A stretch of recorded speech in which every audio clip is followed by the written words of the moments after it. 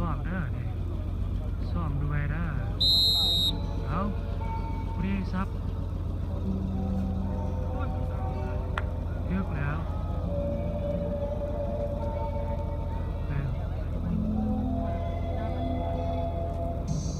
ไปเนี่ยใช้อะไรเสื้อ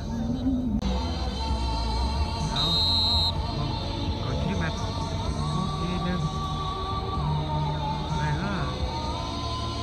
ผู้ที่สองไปเนี่ยผู้ที่สามไปเนี่ย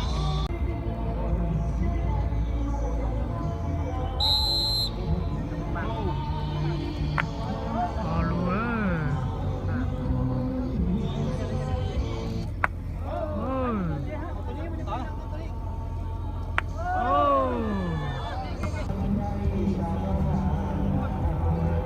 ผ่านทีมเล่นอ่ะอีกแล้ว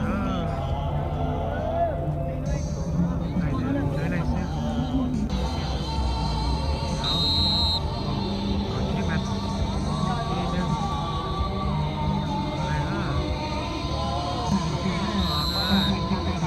เก่าที่แมตช์นะไปเนี่ยผู้ที่สามไป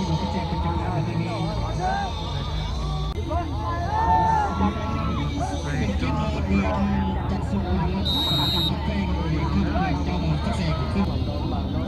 เปิดเจ็บไปละที่ออร่าไปกันละที่เต้ละจบเนี่ย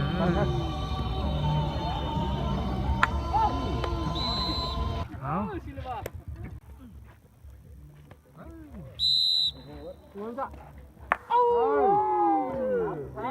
ซ้ำเลยไปเลยซ้ำโอ้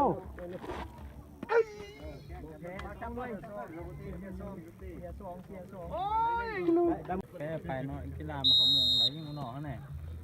ต้ององยอดแต่